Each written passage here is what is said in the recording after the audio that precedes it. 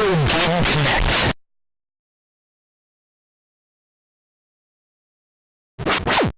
Hello and welcome to Retro Game Connect. I'm Dan Mastriani. And I am the Walrus. Choo. I thought Paul was the walrus. All right, so today we're playing, I think, a landmark game in the games as art debate. Now it's very considered very artistic, very minimalist. It's from a guy who is, as of the release of The Last Guardian, will have made 3 games in his entire career. As we are checking out Eco for PlayStation 2. As I mentioned, 3 games as a director, anyways. Early on, he did work at Kenji Eno's studio Warp, where I believe he worked on CG for Enemy Zero. Well, I'm sure Warp was a factor in this eventually. Yeah. Yes, he didn't work there for very long, though. Basically, of course, the name of the director of the game is Fumito Ueda. Ueda has spent most of his career at Sony, though at some point during The Last Guardian development, he seems to have decided to leave and become a freelancer. But, of course, he's staying there until he can finish Last Guardian, which hopefully will have happened by the time this comes out. I don't know. If over so many years you've only directed 3 games, but they're all critically acclaimed and really good, Yeah. then what's the big deal? Yeah. You know? Big deal is probably the budget, but I mean, when you, as something we discussed on here before, yearly releases, yeah, they're really not doing so hot.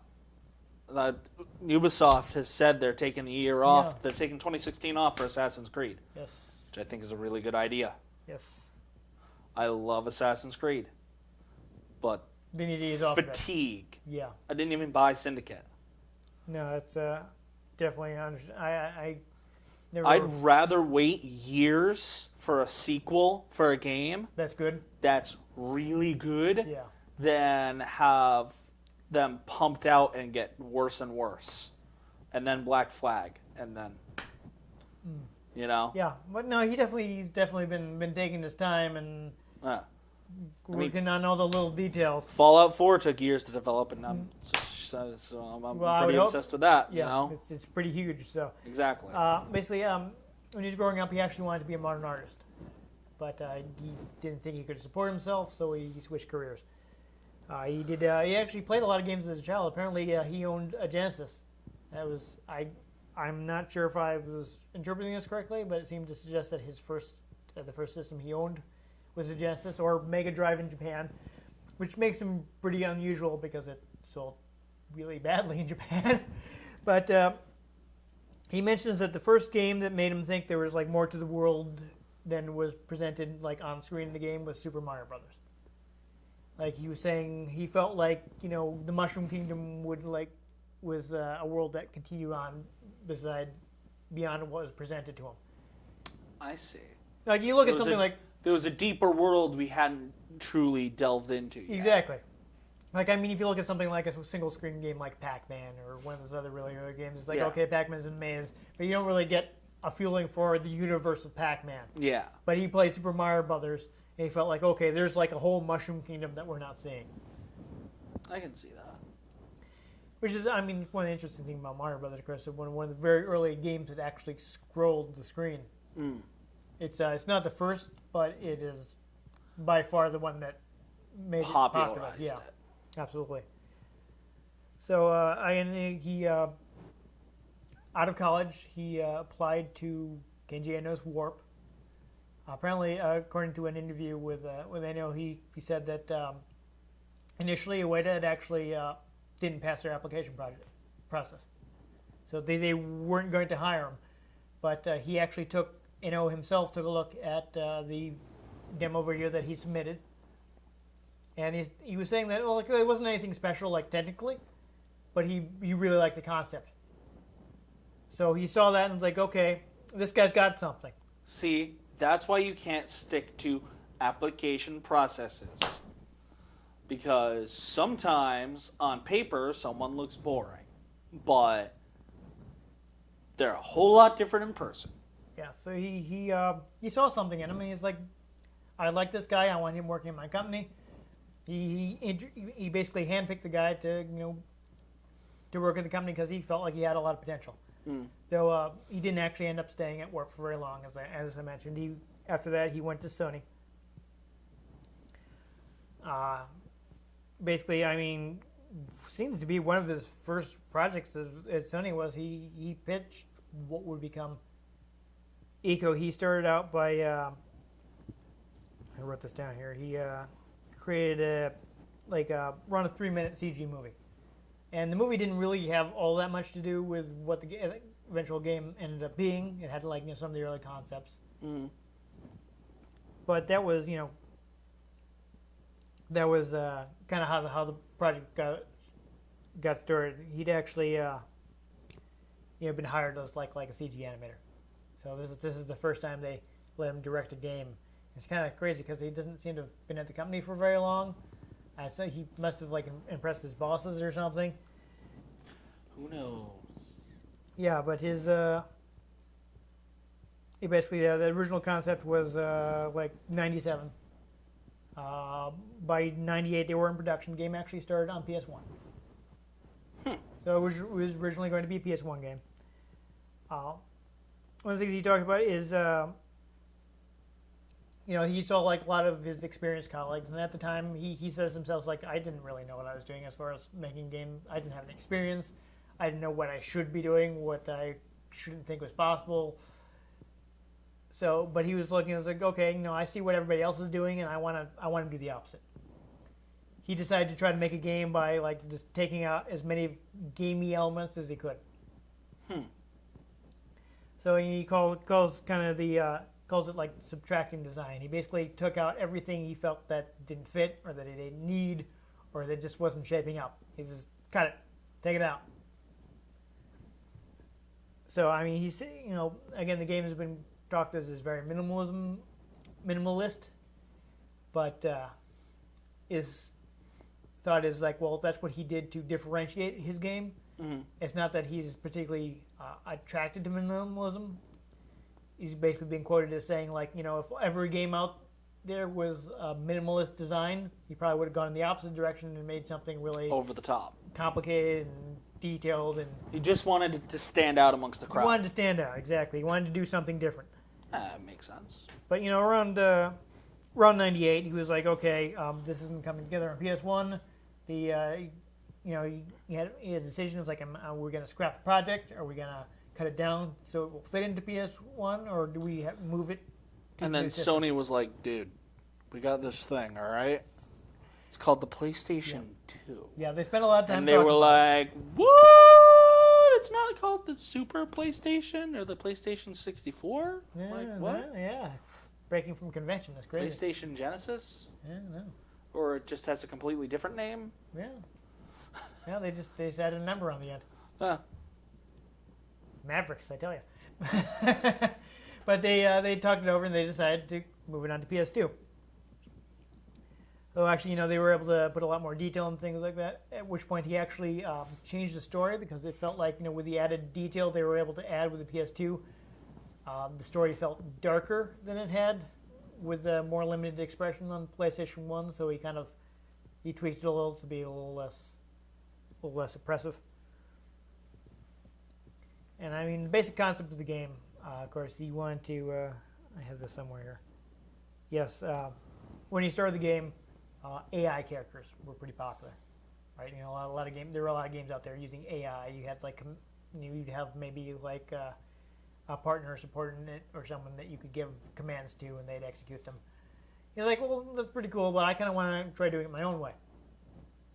So, what he came up with was the idea of holding hands. Basically, he wanted the characters to communicate in a very direct way. Like the characters communicate by reaching out and grabbing each other's hands. Yeah, so this is basically, we'll see in the game, hopefully it doesn't take too long to meet the second character in the game. But she actually speaks some unknown language. Basically, while the game you're rescuing your exiled to this tower, and you end up rescuing a girl named Yorda. And she doesn't speak her language. She speaks a different language. There are no subtitles in the game, so you don't know what she's saying. And that was like a deliberate design decision because he didn't want the characters to just be able to talk to each other. He wanted them to have to interact like physically, like, you know, your character actually has to grab her by the hand and lead her because you can't tell her, go over here, because she doesn't know what you're saying. Interesting. Yeah. So, he's talking about, you also talked I like about... a good AI companion in a game. The dog in Fable 2. Anna. No, Elizabeth. That was her name. Elizabeth in Bioshock Infinite. Yeah. Actual useful AI companions that don't just get in the way and don't just like die. Yeah. I mean, I'm not even a dog person. I gotta say the dog in Fable 2 was pretty fantastic. Well done. Yeah. He's very useful. Always sniffing out like treasure chests for me and stuff like that. Yeah. It's a good dog. And dog meats in Fallout 4 is pretty good too, because dog meat can't die. Your companions can't die, so you don't have to worry about that. That is useful because some other Bethesda RPGs sally with some real idiots. I mean, they eventually put out the perk that, like, just a new dog meat would appear at Vault 101 in Fallout 3. Just like, oh, dog meat had puppies at some point, and it's fully grown, and it's just waiting for you.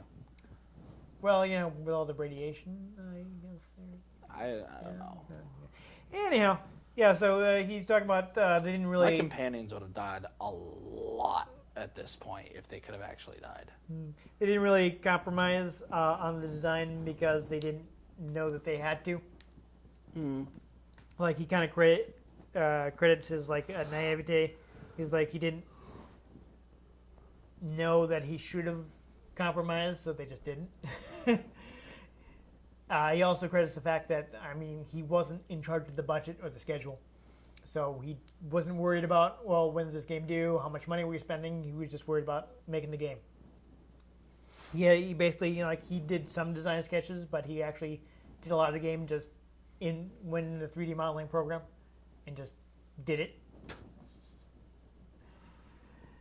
He has a habit of kind of like tweaking things himself. I'll see things he actually said he has trouble like communicating exactly what he wants, so he just goes and does it. There are a lot of things where he's like, well, like, okay, this is close, but it's not exactly how I want it. And like, I'm just, you know what, I'll just do it myself. I mean, as long as he ain't being condescending about it to the people that he's... He was talking about, like, he says, like, I'm sure I make a lot of trouble for my staff by just going in and fixing things on my own. But he just kind of can't help himself, you know. He just goes in and it's like, well, I was like, I got this. He starts tweaking and he just ends up doing it himself. You got to get something done. Yeah, but it's interesting. Like, a lot of people like talk about the aesthetics of the game, and he says, well, actually, I kind of tend to start with the game mechanics, and like, you know, what does the game need, and then we're like, okay, what fits into this framework? I mean, interesting. You're kind of, I suppose I don't know if it's like a peninsula or an island, but you're surrounded by the ocean. There's fog out in there, like kind of limiting your view, and that's a technical thing. There's like, okay, this saves me from having to draw distances, which is going to make which the PlayStation would choke on. Yeah. It's actually interesting. Apparently, like, I mean, you know, he's worked with the creator of Silent Hill, and there was like an interview with the both of them talking. They were like, you know, the creator of Silent Hill, we mentioned on our Silent Hill episode how the flashlight is because the PlayStation 1 couldn't draw that far, so this is a way to make it work for the game design. And he was like, oh yeah, I did that too. They actually, after he went to Sony, they ended up, you know, like, kind of meeting each other there. It was there was like an anecdote. I didn't, you know, creator of Silent Hill saw Ego for the first time. It's like, oh, is this something we picked up from a Western publisher and a Western developer and published? It's like, no, it's made by the guy down the hall. It's like, oh, this is really different. And people talk, you know, about because of how different his games are, and like a lot of people, how are you doing? Kind of compare them more to Western games because of how kind of the ordinary for Japanese designers they are. completely lost my. Yeah, I mean, another fun thing is like there are parts of the game where like a structure will collapse. They didn't actually. PlayStation 2 couldn't really handle real-time physics rendering, so they actually had to animate that kind of thing by hand. Really? Yeah. Oh. They're like, okay, it's like PlayStation's not going to do this, so we're just going to have to do it ourselves. Couldn't even let the hardware do all the work. No. He had to do. Yep. He had to go in and do it. Yep. That's well, an interesting thing about the. Another thing is, we unfortunately can't see it here. I don't think it's on the back of the box or anything now. The Japanese cover of the game is actually modeled after a painting by Giorgio de Chirico, Italian painter. It's called The Nostalgia of the Infinite, painted around 1911. Yeah, so basically he just he thought it was a good match for the world of eco. So he basically kind of drew, being an artist himself, he kind of drew a tribute to that for the Japanese cover. Groovy. So, go ahead and look up the painting and or the cover of the game on the internet. It's pretty cool. I gotta say, it's much better than the American box art. That's not good. Yeah, looks bad. That's, I don't know. Based on that cover art alone, I wouldn't pick it up. Yeah, I don't think a lot of people did, which is unfortunate. The first one was. But they weren't buying Okami. Yeah, a lot of people miss out on good games a lot. But anyway, shall we play? Yeah, I think we should. Yes. All right.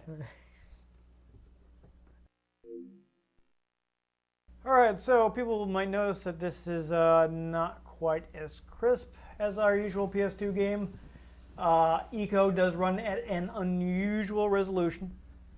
So we had to, oh, that looks good. I hope the recording doesn't look like that. We had to switch to our composite cables. Oh, that looks horrible. That doesn't look good. Oh my god. Oh my god.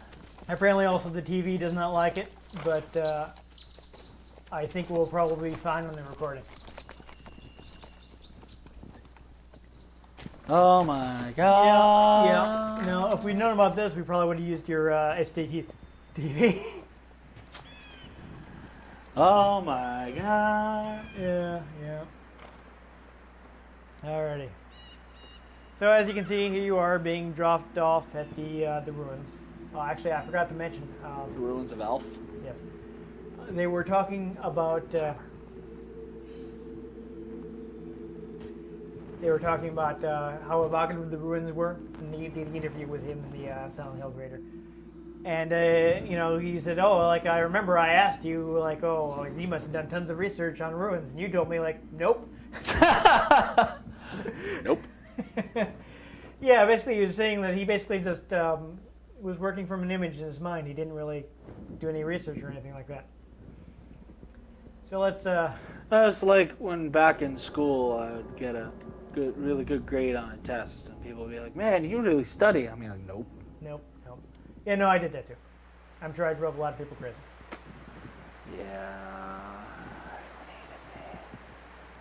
Actually, I remember frequently in college hearing me like, "Shouldn't you be studying it?" Yeah.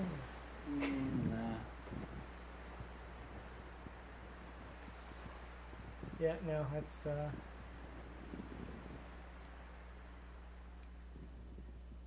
You taking selfies at work? Seeing how the angle was, because I'm trying to do pictures for. Yeah. Oh man, this is that flashing is not going to be good for me. Nope.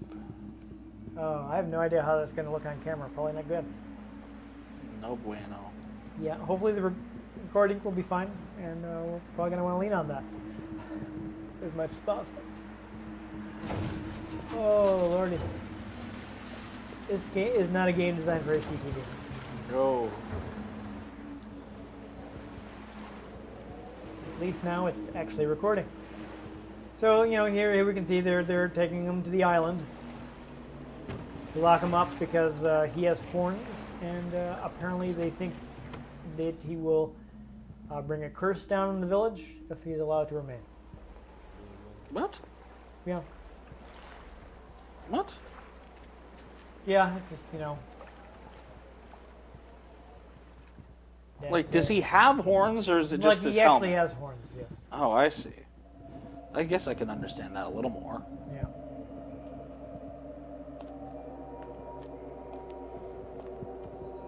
So, sword. Oh.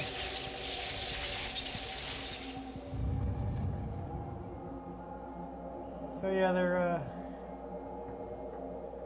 stealing in.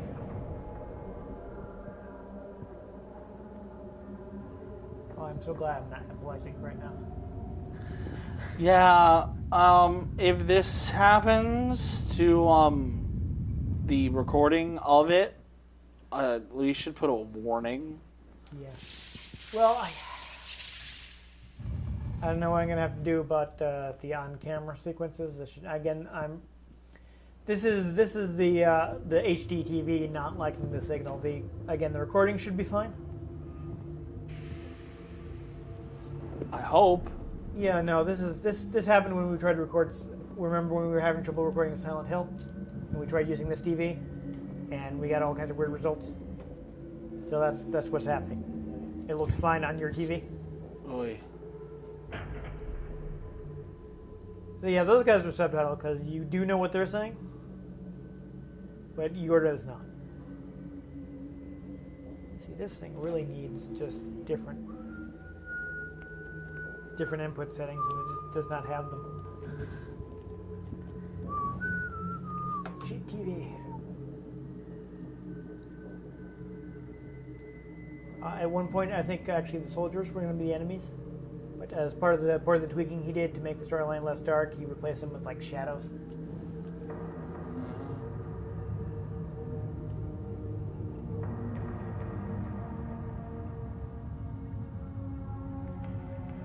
I don't know if the character actually has a name.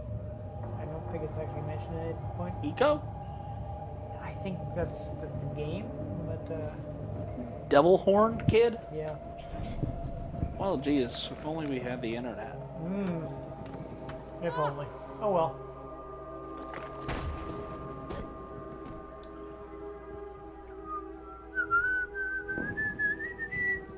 So there you go. That thing, that little coffin thing, conveniently collapsed.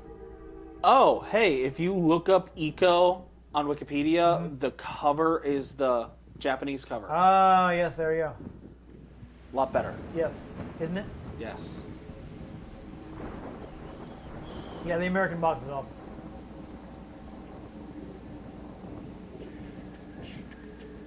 The protagonist is a young boy named Eco. Oh, okay. Well, there you go. Oh, good. So it looks like we meet Yorda right away. As I recall, she is. Oh, she's not in the cage. Huh. She's somewhere around. She's actually the blood. Yes, no, she's not Venom. Oh, wait. Is that the shadow guy? Is that her?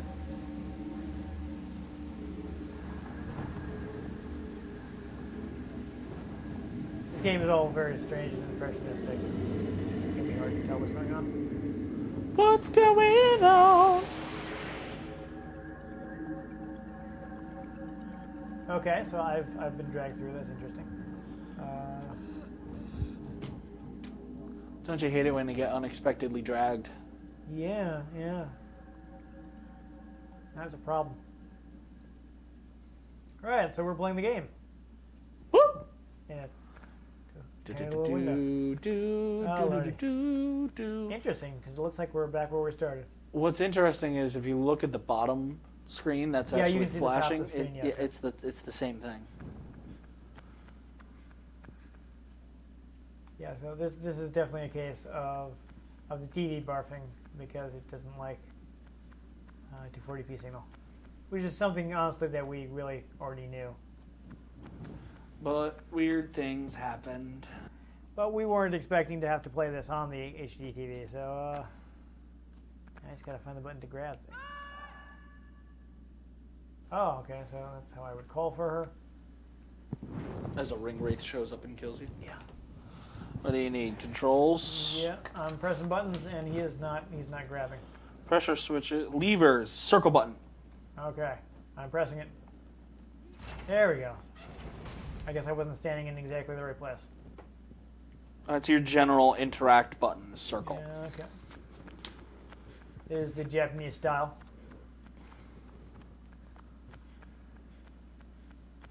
Although to grab a ledge is triangle. Mm-hmm.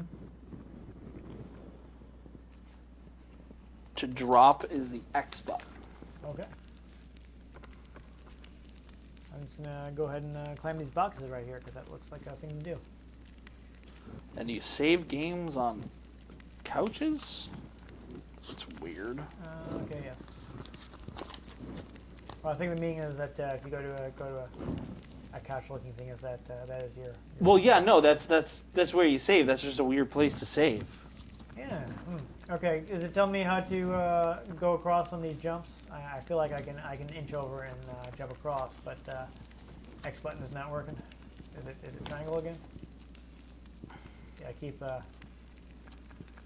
just dropping. Leaping. To leap, press the left analog stick in the direction you want Eco to leap and press the triangle button. All right. I can't seem to go horizontally. Is it just not a thing I can do, or? Moving while hanging.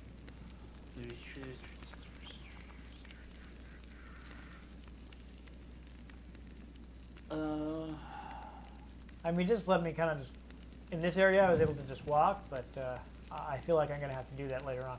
Yeah, it doesn't seem like it, though. When you read it, it doesn't say anything about ledge jumping. Yeah.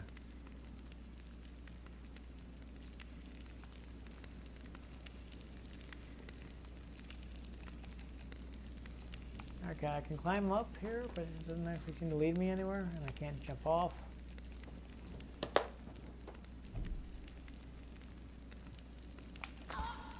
Oh! You want to do that? No, okay. See, it doesn't look like I should be able to kind of like shimmy across over to here and jump across, but it doesn't seem to let you do that. So what am I supposed to do here? I don't think I can jump up with that. I think you have to go through those windows. So you have to climb that chain, jump onto that ledge, and go through the window. Well, I tried that, but here's the problem. Here I am in the chain.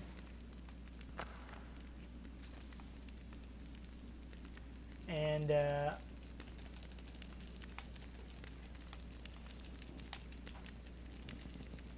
You're just climbing? I just climb. Now wait. Oh, here we go. Swing. Yeah, there you go. There we go. And then leap. Alright, so I had to press the circle button to swing. You have died. You're right. I'm not sure if you can die. I think the failure state might just be letting your to get dragged away. No, it said something about you being able to die if, Okay. like, you fall. Oh, really? Well, I will have to keep it in mind. Usually a good thing to keep in Looks mind. like I can walk by holding the circle button. Though you wouldn't really think you need to do that in a game with an analog stick, but whatever. Maybe for balance puzzles. Yeah. Oh, yeah, like could be like in Tomb Raider where there's a walk button, Yeah, so you don't accidentally walk off of ledges. precisely. Yes. I kind of don't want to test it right now because I'm up pretty high. Dude, I'm so high. Yeah. I did also, speaking of the design of the game, Ueda was talking about the camera, right? Yup. He wanted to like control the camera angles. So you get these static camera angles, but then he worked by having it pan instead of just cut, so as not to disorient the player. Almost as if it's just being followed. Yeah. I mean, which is of course different than how you do it in, say, like a survival horror game where you want to disorient the player. You know, Yeah. Get help. There's another way to get them to freak out, you know? All right, here we go. We found her. So his dialogue is subtitled because He speaks like they're both speaking. I think they're both speaking made-up languages, but yeah. we know what he's saying. Belong to. All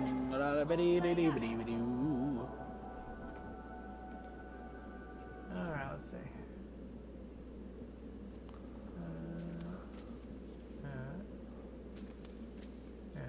You put the climb up the coconut. All right, so I think this is a good place to test. I kind of just dropped. Kind of just. Wow. Let's try that again. I kind of just dropped off the ledge when I was holding the circle button. No, gotta go further over. I just wanted to see what was over here. He said if I hold the circle button, he kind of more gradually drops down. Always good to gradually fall. Yes. Alright, let's see where this one leads me.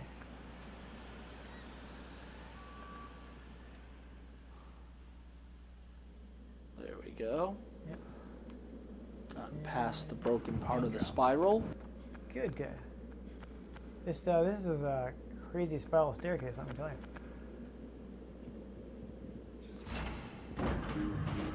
Game has some crazy huge vistas.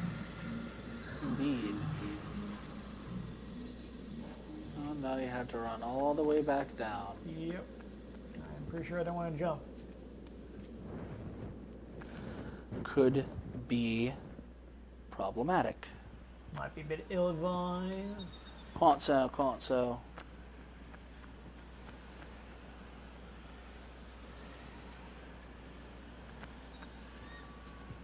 Alright, so if I recall, I do believe there is an area where you have to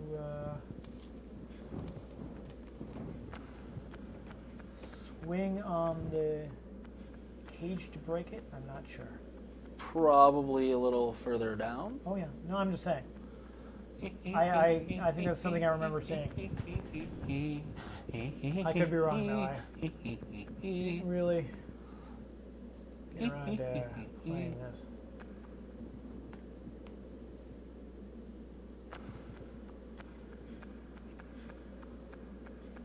Yeah, the controls are a little non-standard, so it takes a little while to get to. You know, Sly Cooper was a press circle to interact style game. That's actually the standard in Japan. Is like circle is accept and X is cancel. They usually, I'm not sure why they decided to do that, but they usually swapped it around for the U.S. So it's always like really weird when you're playing a game that doesn't swap it.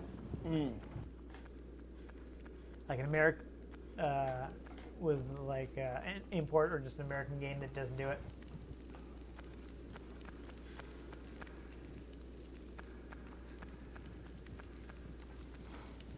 Okay.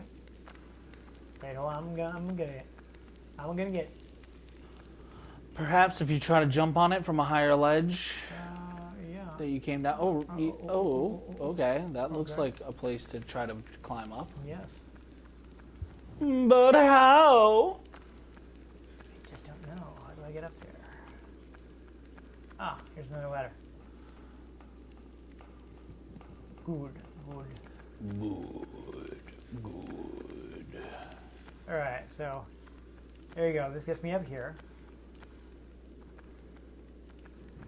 And it should let me jump to here. Oh. Well, that was easier than I expected. I thought I would have to solve another puzzle. Where did the stick come from? I think you knocked over one of the torches, Okay. with which you can stick it to them. Aha! Yeah. All right, so there you go. That's that's what you get. I believe, I don't know if it was the European version, actually has an option after you've beaten the game once to actually get English subtitles for her speech so you know what she says. But it's the European or possibly the Japanese version has like understandable subtitles after you've beaten the game once. But they weren't available in the initial US release. Alright, so here's your conflict. The Shadow guys, they're always trying to drag her off, so do something about that.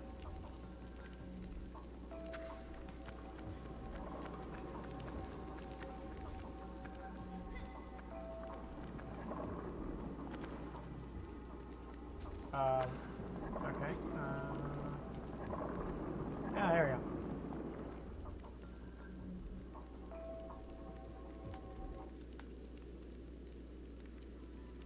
So I'll have to press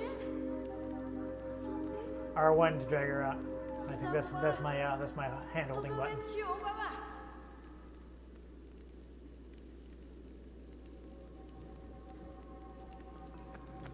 course, he's trying to talk to her, but she doesn't know what he's saying. Run, Forrest.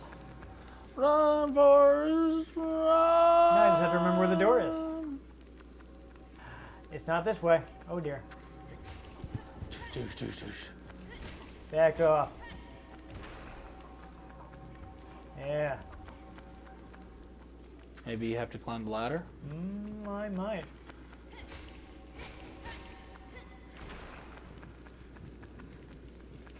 Yeah, I'm not sure where my door is. Oh, here we go. It is reacting. Magic. Fantastic. Bring her with you. And there are like certain places that she can't get to, so you have to. You have to encourage her. Yeah, you have to help her. I'm not sure how far we're gonna get here, but there are places where like things will collapse, or you can like engineer something collapsing in order to make a path for her. Oh, there's one of those save couches. Yes, let's save on the save couch. Wonderful. Well, yes, I will save.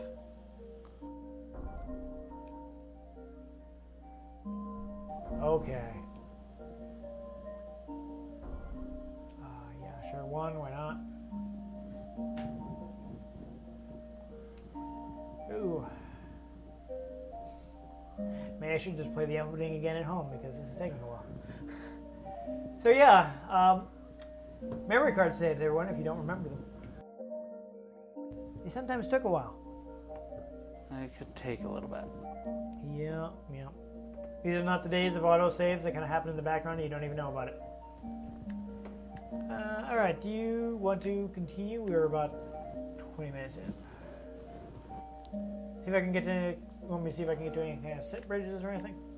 Set pieces? I mean, you can try. Yeah, we'll play a little longer.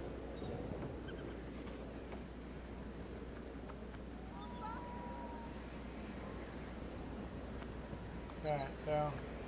Apparently she doesn't do anything unless I'm holding her hand. Wonderful. Yeah, I think this bridge may actually collapse. So, yeah, there we go. We wanted to show that off. Let's get across here.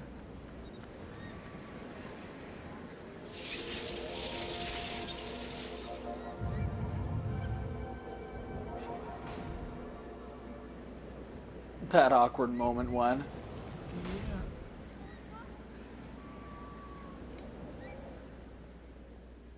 Interesting. So pressure plate. I'm thinking that Pressure. you can leave her on the pressure plate if you have to. Probably. Smash some vases. Yes. More of these critters.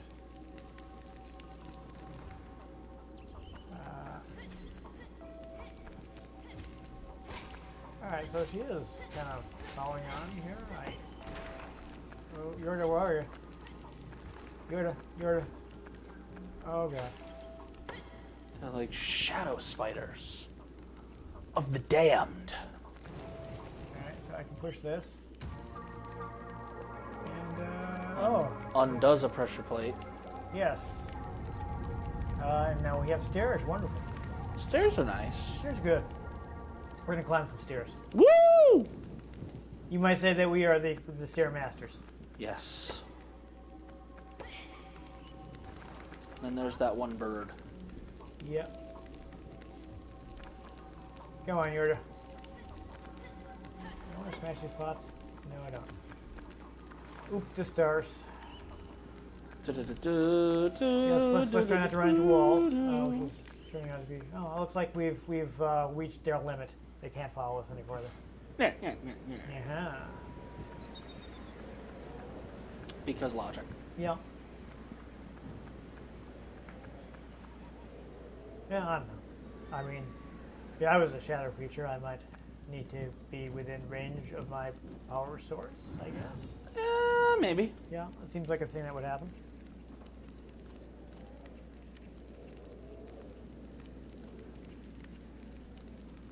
Okay. Okay. That seems climbable, maybe. I don't know. So let's think about this. I wonder if like there a pressure plate that we have to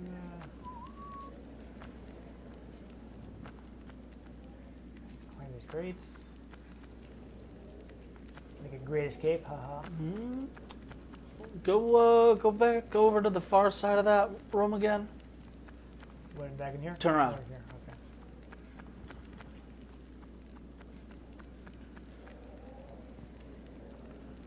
Something about that wall that isn't right.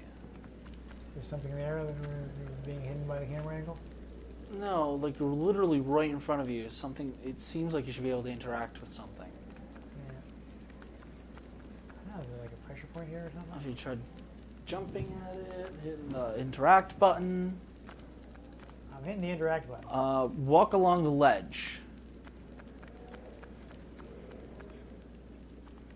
Yeah.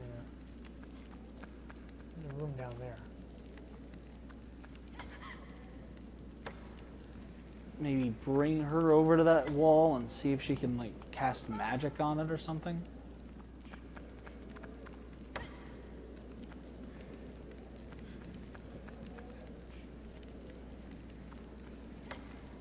Okay, cool. No. I'm not sure what we're supposed to do here. Jump over the ledge. It's a little risky. No, I can't climb up here.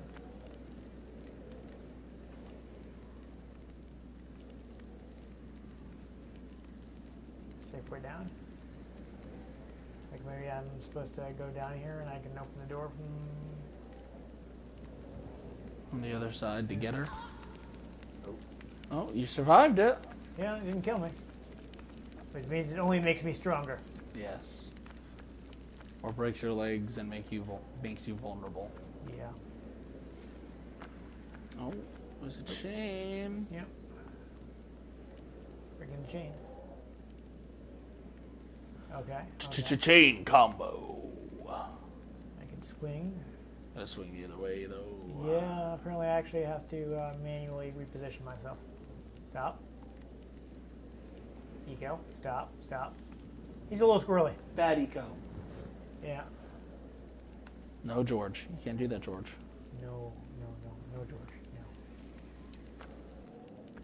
No. Okay. All right. Yes. Now we got that. This feels like a very boring game to watch. Yeah, Because I'm very bored. Oh.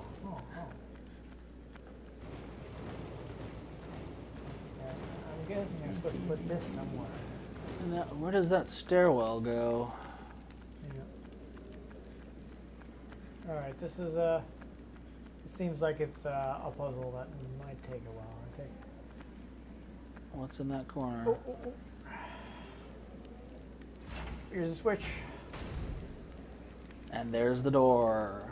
You can run up and get her. Great. And I think that would be a good stopping point because there's things look like you only get more involved from here.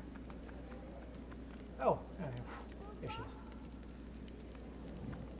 There we go. Come through the door, Yorga. Wonderful. Yay. We did it. We did the thing. Well, Good game, slow pace, not a good one to watch. probably not super exciting to watch, no. What was also not fun was the fact that it didn't play very well with our recorder.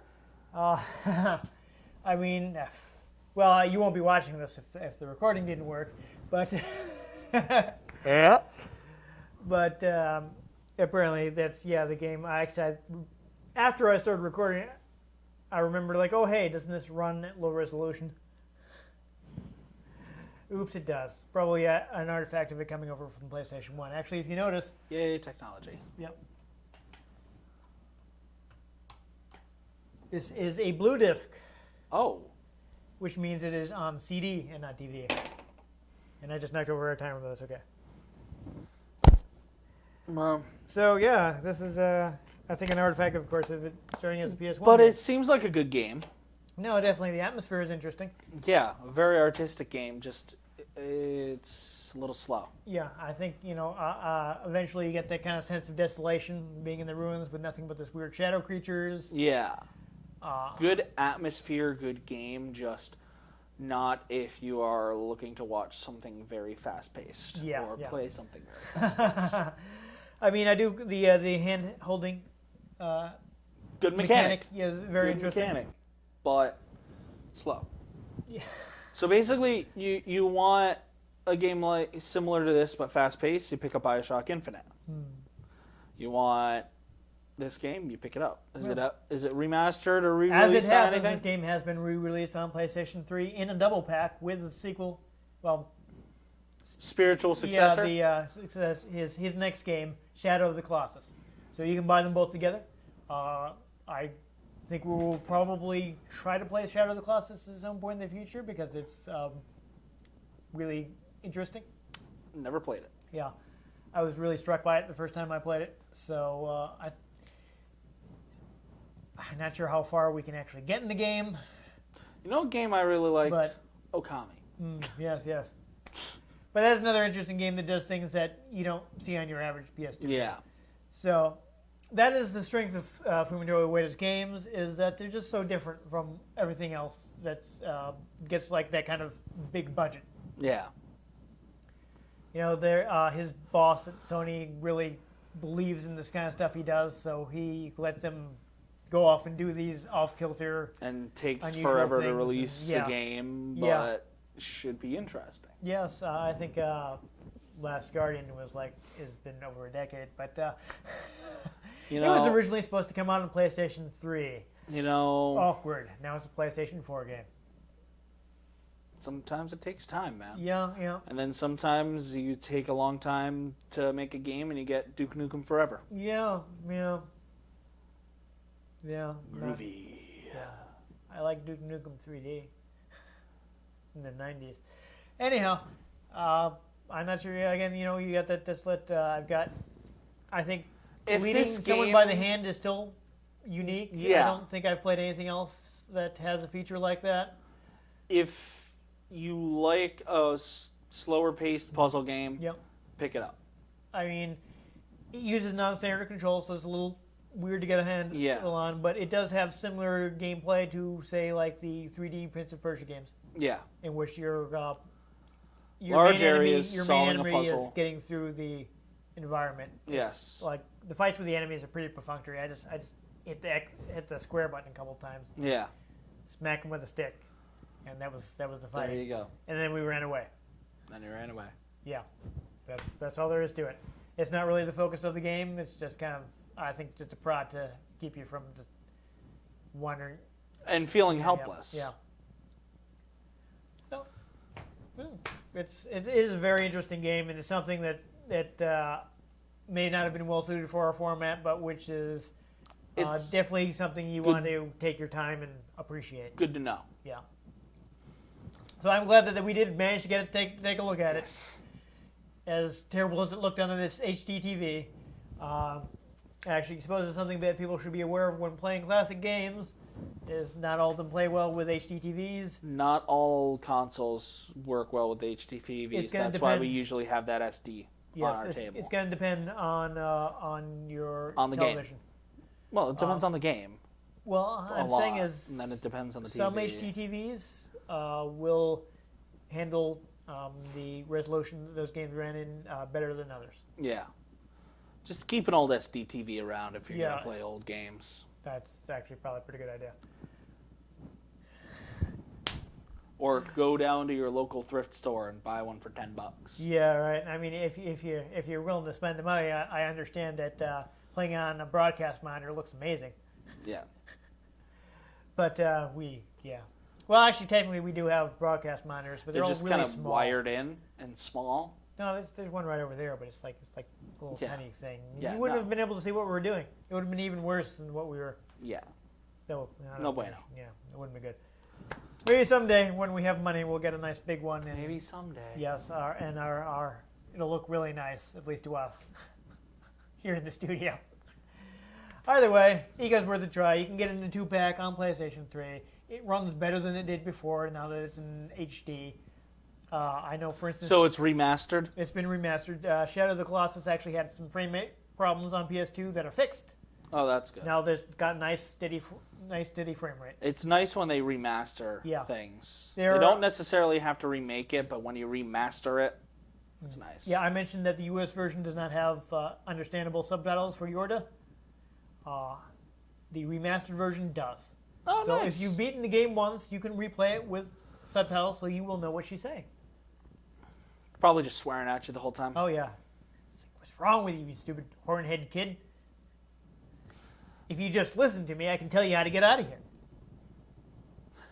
Remember that room we were locked in when you first released me? Yeah, there was a door to the outside right there. Why don't you ever ask for directions?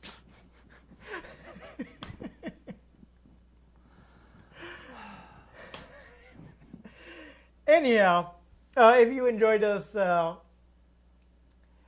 exploring Eco, please give this video a like.